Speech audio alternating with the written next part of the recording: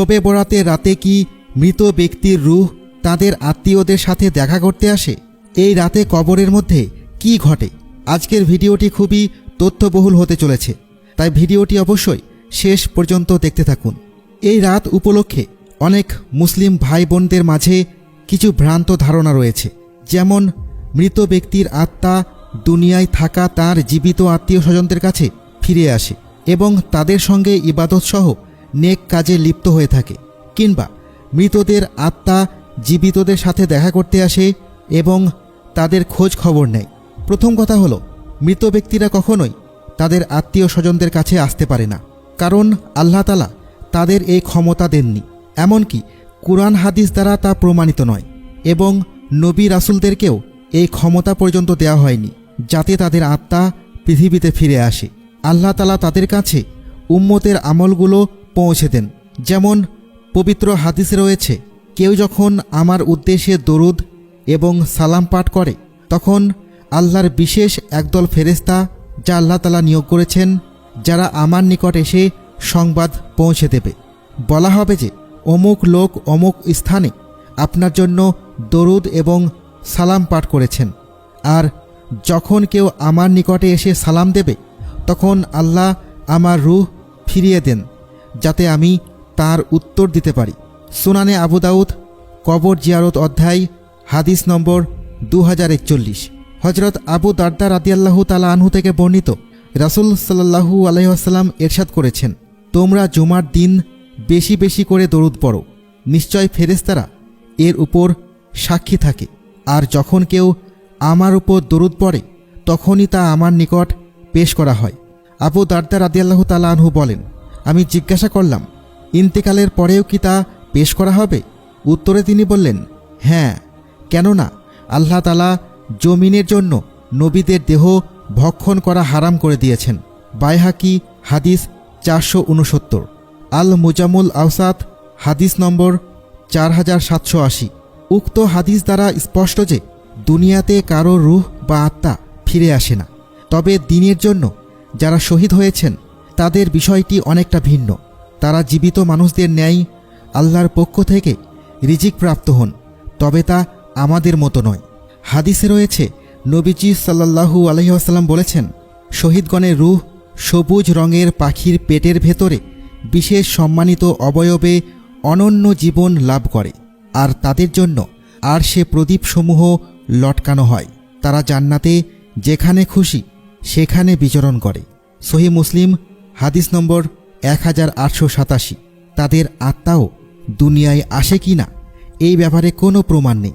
সাধারণত মৃতরা রুহের জগতে থাকে, ইমানদারদের রূহ থাকে ইল্লিনে। ইল্লিনের পরিচয় দিয়ে মুফাসসির সাহাবী হজরত আবদুল্লাহ ইবনে আব্বাস রাদিয়াল্লাহু তাআলা আনহু বলেন, ইল্লিন অর্থ জান্নাত অথবা সপ্তম আকাশে আরশের নিচে অবস্থিত একটি স্থান। আর কাফেরদের রূহ থাকে সিজ্জিনে। এটা জাহান্নাম নয়, কিন্তু এখানের পরিবেশ জাহান্নামের মতোই। কবরের আযাব বলতে যা বোঝায় তা এই সিজ্জিনই হবে। এই দুই জগতের অবস্থান সম্পর্কে আল্লাহ তাআলাই ভালো জানেন। তবে যে কোনো সময় মৃত ব্যক্তির জন্য মাগফিরাতের দোয়া করলে সঙ্গে সঙ্গে তা মৃতের রুহে পৌঁছে দেওয়া হয়। নফল নেক কাজের সওয়াব পৌঁছে দেওয়া হয়। বিশেষত দান সদকা, দুনিয়ায় করে যাওয়া তার সদকায়ে জারিয়া, দ্বীনি ইসলাম প্রচারের ব্যবস্থা এবং সন্তানের নেক দোয়া মৃত্যুর পরও সবসময় তার রুহে পৌঁছাতে থাকে।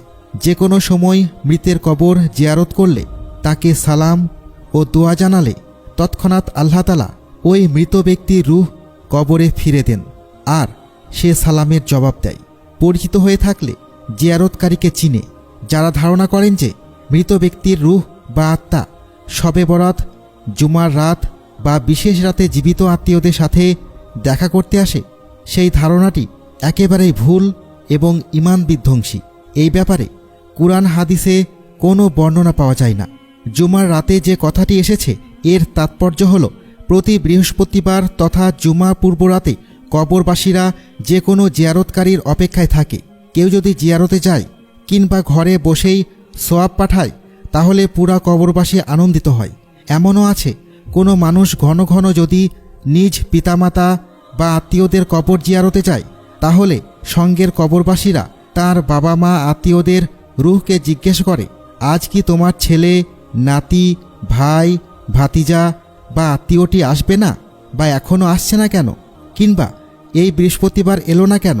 তাহলে তো আমরাও তার দোয়ার বরকতে কবরে অনেক শান্তি পেতাম। এভাবে জুমার রাত দিন 24 ঘন্টার মধ্যে কিংবা সারা সপ্তাহে যখন কেউ কবর জিয়ারত করে, দোয়া দরুদ পড়ে আর সব ইমানদার নারী পুরুষদের জন্য দোয়া করে, তখন সবার মধ্যেই আনন্দের সাড়া পড়ে যায়। এক হাদিসে আছে, মৃত ব্যক্তিরা সমুদ্রে হাবুডুবু খাওয়া মানুষের মতো, যে একটা অবলম্বনের জন্য হা হুতাশ করে থাকে। যদি কোনো ডিঙ্গি বা কাঠের টুকরা পায় অথবা কোনো উদ্ধারকারী তাকে জাহাজে উঠায়, তখন তার যেমন আনন্দ লাগে, মৃত ব্যক্তির জন্য দোয়াকারী, জিয়ারতকারী, সওয়াব রেশনাকারী লোকটিকে মৃতের তেমনই প্রিয় ও কাঙ্ক্ষিত বলে মনে হয়। বাইহাকি জিয়ারত অধ্যায়। তাই জীবিত আত্মীয়দের জন্য উচিত হবে অন্তত বিশেষ দিন রাতগুলোতে একাকী নিজ মৃত ব্যক্তিদের কবর জিয়ারত করা এবং তাদের রুহের মাগফিরাত কামনায় তাদের রুহে তা বকশে দেওয়া।